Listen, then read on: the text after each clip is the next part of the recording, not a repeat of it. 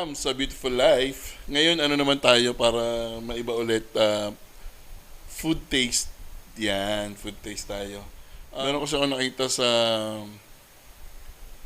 Facebook, yan. Yung mga, ganun kasi ang ginagawa ko usually. Pag meron akong na-curious ako sa mga foods na napupost sa Facebook, tinatry ko siya. Order ako, then tatry ko kung yung commercial nila, yung pinopost nila, yun nga ba talaga yung expectations or ini-expect nung bibili. So this time, since isa sa paborito ko talaga, one of my favorite pagdating sa mga nire-merenda or mga pastries, one of my favorite is brownies. Nga lang, medyo ano sa akin ng brownies, gusto ko talaga malasahan yung chocolate. So yung chocolate na lasa. So meron ngayon akong sinubukan.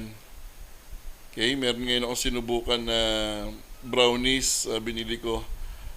In-order ko siya and then pinick up ko. Then titikman natin ngayon kung pasado ba sa panlasa ni Ems. Simulan na natin.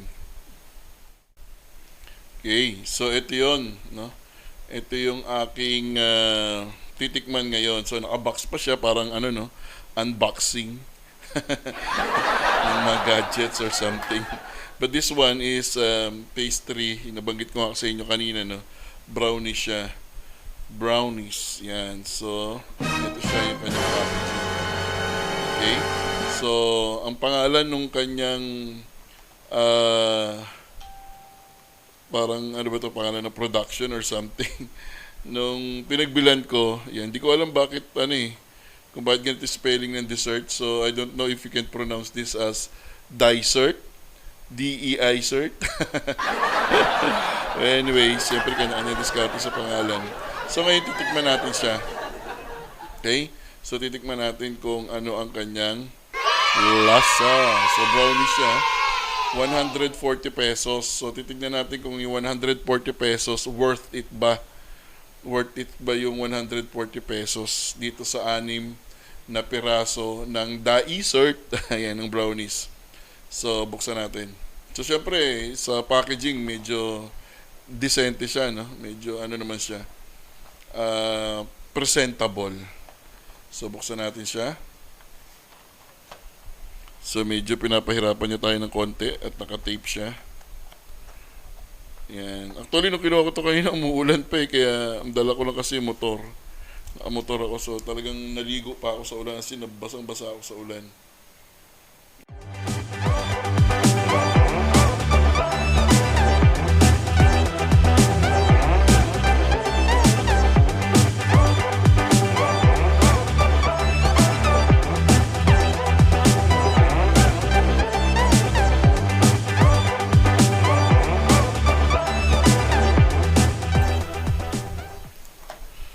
Uy, parang naamoy ko na agad yung ano niya, yung scent niya. Yan. Okay. Parang naamoy ko na. Parang mabango. Sa amoy pa lang niya, parang amoy chocolate. So, a friend of mine, we call her Lily. So, siya yung nagabot sa akin dito. Sa kanila pala. Ito nung una, hindi ko alam na sa kanila. Nakita ko lang na post. Then, nung nag-message ako, siya pala yung siya pala yung ka-chat ko na. So, kaya, eto na siya ngayon. Okay, so Lily, thank you by the way, thank you. 140 pesos, so let's see. Unang-una, parang, kung titignan siya, malaki siya para sa malaki siya para sa ordinary na brownies. Malaki siya. Hindi siya yung typical na size ng brownies na nabibili, na parang medyo maliit. Okay, medyo maliit. Pero ito medyo malaki siya, as in. Tapos yung kanyang amoy chocolate. Amoy chocolate siya. Then, tignan natin yung kanyang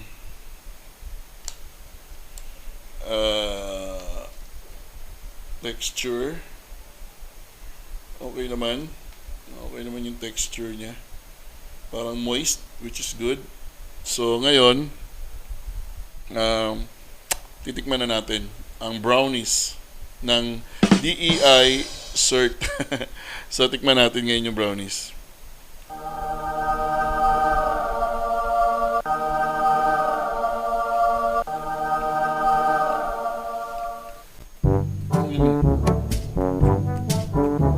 A few moments later. Isa pa.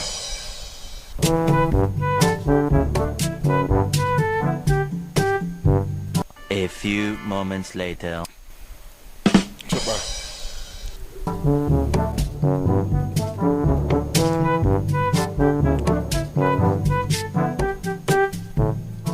Masarap. Masarap siya. Yes, of course, lasang-lasa yung chocolate. Moist. Hindi siya matigas. Cake, medyo parang may resemblance talaga siya dun sa texture ng cake. Itong brownies. Lasa may chocolate. Hindi mo masyadong... Minsan kasi may mga brownies or may mga pastry na mas nalalasahan mo yung sugar kaysa doon sa pinaka main ingredient. Okay? So ito, main ingredient nito, chocolate. So, masarap siya. Na-meet niya yung aking standard pagdating sa brownies. So, ito yung Deissert. Okay? So, masarap siya. You can try, 140 pesos. Ano bang masasabi ko sa price? Sulit ba? Sulit ba yung price? Kung ako tatanungin nyo, base sa natikman ko,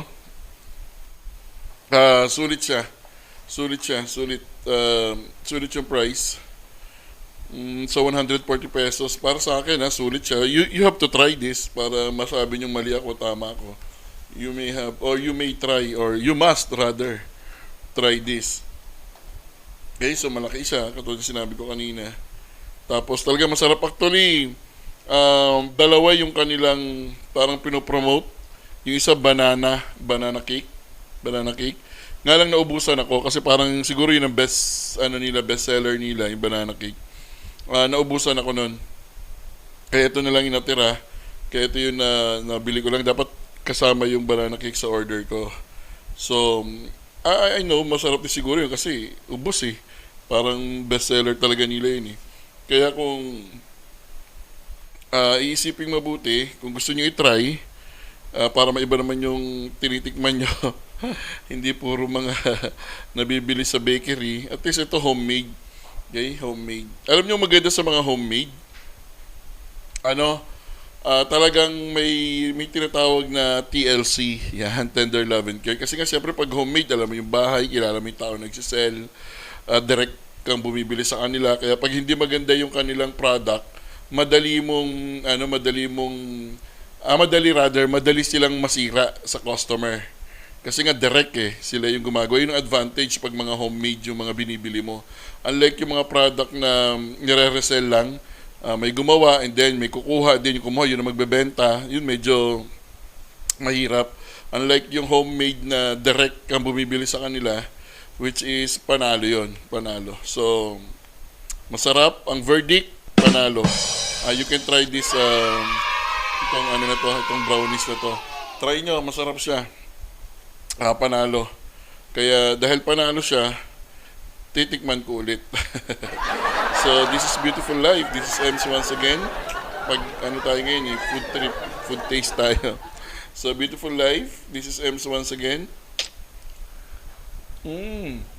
Sarap. See you. Very nice. See you. Ubusin ko muna to.